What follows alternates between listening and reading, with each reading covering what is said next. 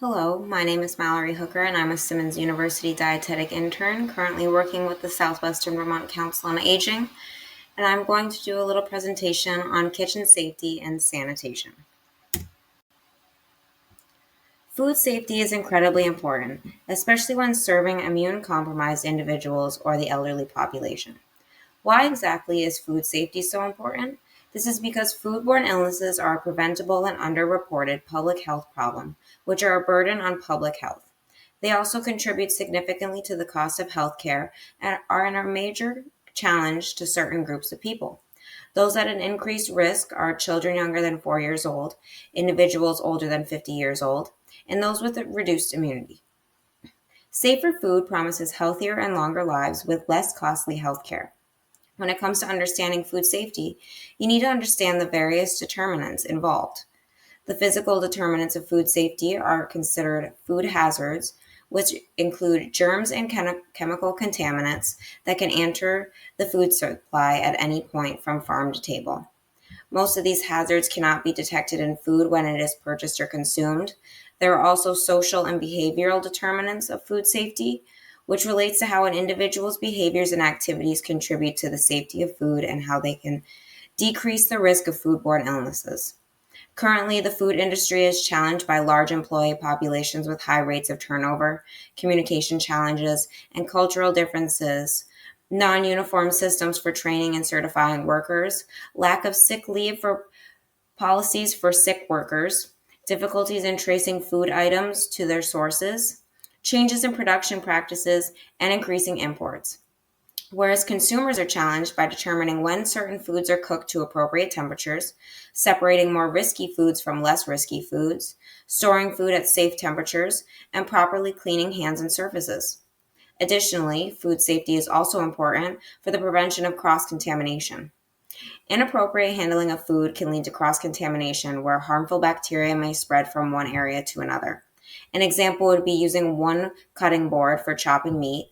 You should then use a different cutting board for preparing ready to eat vegetables instead of this one that you had used to chop meat, as there's bacteria that can be present in the meat that would not be cooked off since you're not cooking the ready to eat vegetables.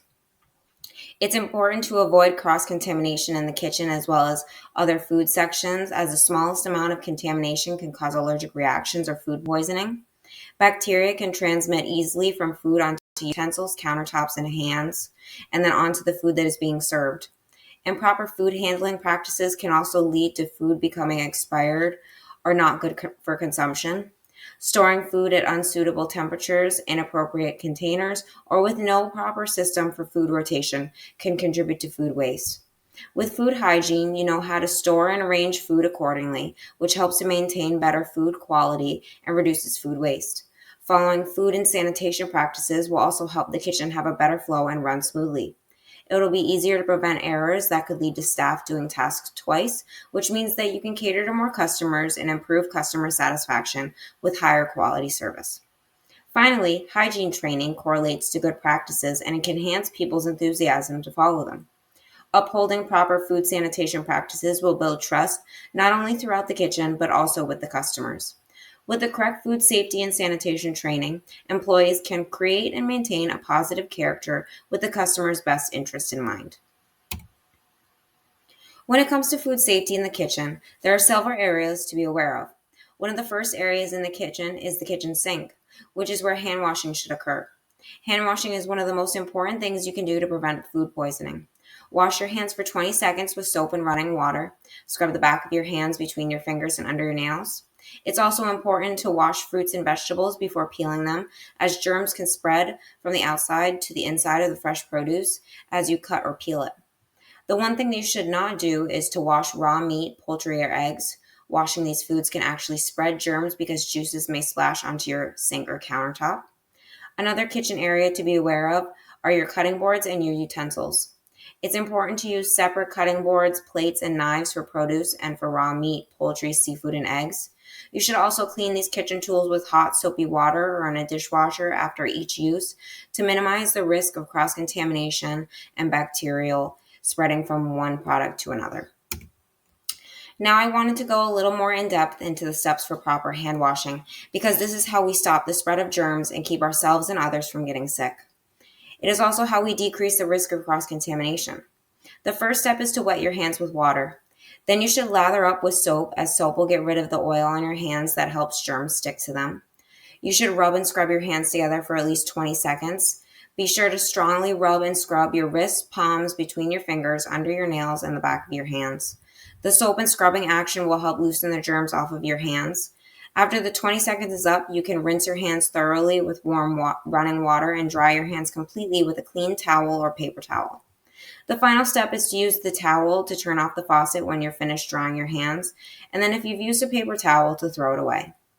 As previously stated, it is incredibly important that you follow these hand washing steps, especially before and during your work in the kitchen and around food. Another important aspect of food safety within a kitchen involves temperatures. Using a food thermometer will help to make sure that food cooked in the oven or on the stovetop or grill reaches a temperature hot enough to kill any potential germs present on the food. There are specific standards for safe minimum cooking temperatures, but they are dependent upon the meat or food being cooked. All poultry, including ground varieties, should be cooked to a minimum of 165 degrees Fahrenheit, whereas all ground beef, pork, lamb, and veal should be cooked to a minimum of 160 degrees Fahrenheit. Any beef, pork, lamb, and or veal chops, roasts, or steaks should be cooked to a minimum of 145 degrees Fahrenheit. And then any fish should be cooked to a minimum of 145 degrees Fahrenheit. It's also important that you keep your refrigerators maintaining their proper coolness levels. They should be kept between 40 to 32 degrees Fahrenheit with a freezer at or below 0 degrees Fahrenheit.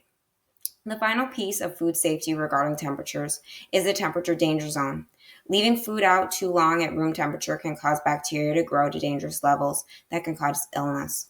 Bacteria grow most rapidly in the range of temperatures between 40 and 140 degrees Fahrenheit, doubling in number in as little as 20 minutes.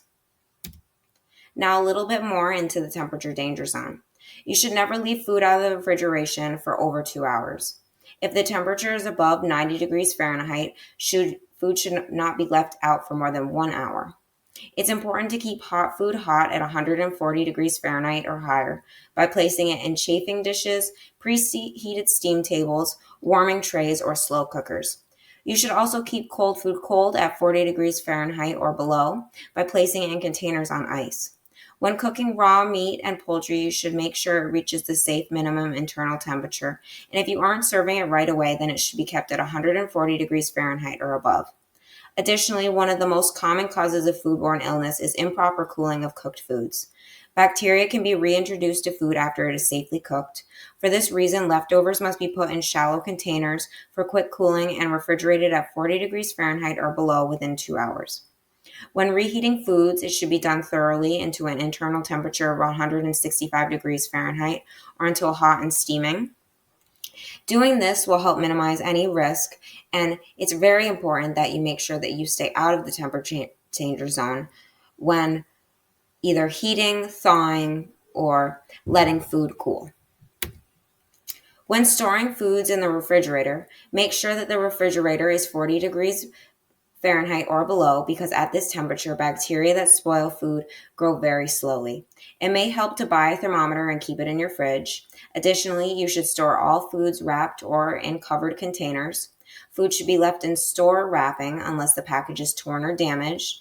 And if you have to rewrap the food, seal storage containers well to prevent any moisture loss and absorption of odors.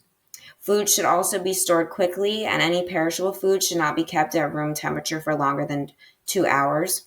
When storing food in the fridge, all raw meat should be kept at the bottom shelf away from fresh produce and ready-to-eat foods.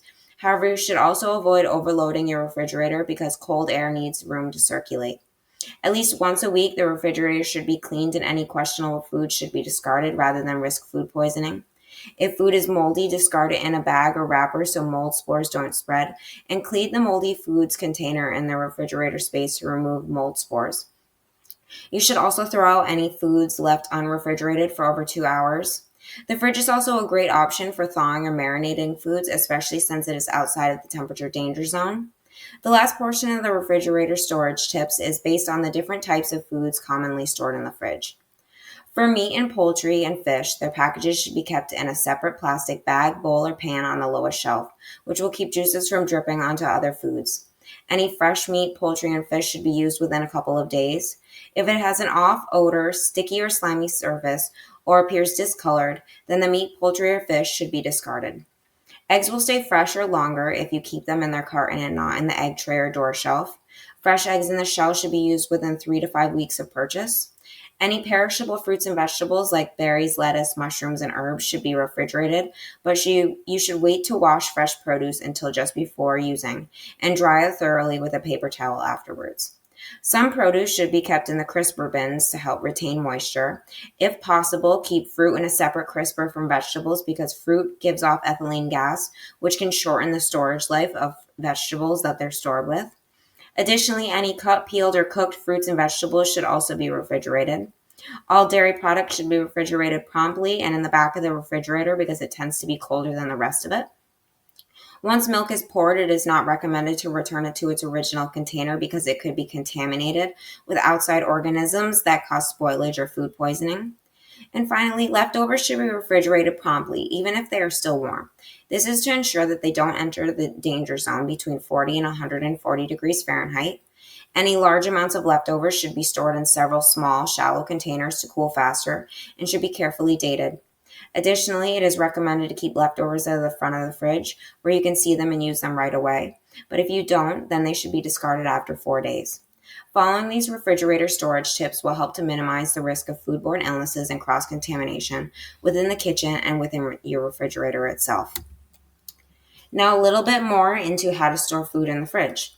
Knowing where in the food to store your fridge to store your food is the question that many people have, and refrigerating your food correctly is important to ensure that food remains safe to eat. Please note that this guidance is for a refrigerator with a vegetable crisper drawer at the bottom. If this was not the type of drawer, then the fruits and vegetables should be stored on the top shelf. We will start at the top and middle shelves, which is where ready-to-eat foods such as dairy products, ready meals, and packaged meals, leftovers, cooked meats, and prepared salads should be stored. They should all be covered or kept in sealed containers to prevent contamination. Ready-to-eat foods are stored at the top of the fridge away from raw foods so that harmful bacteria cannot transfer from the raw food to the cooked food. The bottom shelves are then reserved for any raw meat, poultry, and fish, which should be kept in sealed containers to stop them touching or dripping onto other foods. It's important to store these foods at the bottom of your fridge to prevent cross-contamination. Additionally, ensuring that each item is wrapped or in a sealed container minimizes the risk of coming into contact with other foods. And finally, fruit and vegetables and salads that have been washed prior to storage should be stored in the crisper or salad drawer. You need to make sure that they are wrapped in paper or plastic with air holes to keep them protected from any contamination. Following these simple organization tips for your refrigerator will help to decrease the risk of foodborne illness and cross-contamination. As you begin to learn more about food safety requirements, you'll discover new ways to clean, but it's important to note the differences between cleaning and sanitizing. Cleaning is removing surface food or dirt from a surface area, whereas sanitation is the creation and maintenance of conditions that will prevent food contamination or foodborne illness and lower levels of disease-causing microorganisms to a safe level. Additionally, considerations are to clean and sanitize the entire kitchen thoroughly with properly diluted chlorine or quaternary ammonium-based disinfectants throughout the day during hours of operation. You should focus on cleaning and sanitizing high touch point surfaces, including door and faucet handles, tables, and countertops. Overall, cleaning and sanitizing should be performed throughout the day and as needed within the kitchen and any kitchen space. In conclusion, kitchen safety and sanitation is of utmost importance, especially with the clientele that Meals on Wheels currently serves, which is primarily elderly individuals. These simple rules and tips will help to make sure that the kitchen is safe and properly sanitized, which will benefit the health and well-being of not only the clientele, but also the staff that utilize the area. Thank you for listening to this presentation, and any further questions can be addressed by each of your specific managers or directors.